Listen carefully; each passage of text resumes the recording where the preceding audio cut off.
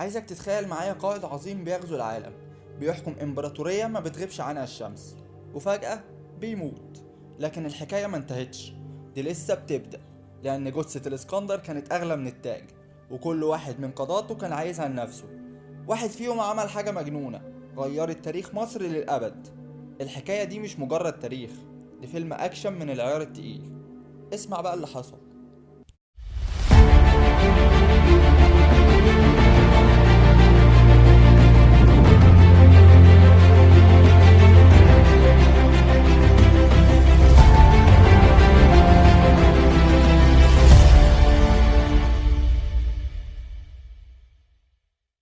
بعد ما الإسكندر مات فجأة في بابل سنة 323 قبل الميلاد، الدنيا اتشقلبت. كل قضاته اتخانقوا، مين هيحكم، مين ياخد ايه، مين يشيل الجثة.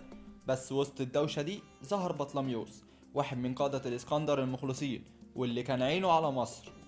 بطلميوس ما راحش يستأذن، لأ، راح خد الجثة وخدها في موكب ملكي لمصر، وعلى طول أعلن نفسه حاكم عليها.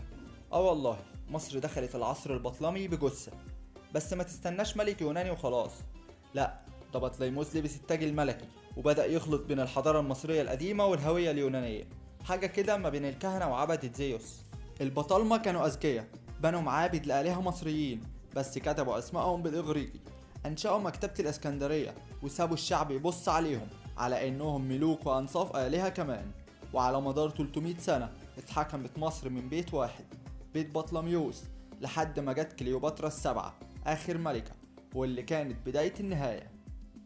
كل ده بدأ لما بطليموس قرر ياخد جثة خلت مصر تبدأ عصر جديد، عصر البطالمة، اللي فيه من السياسة والخيانات والدم أكتر من أي مسلسل تاريخي.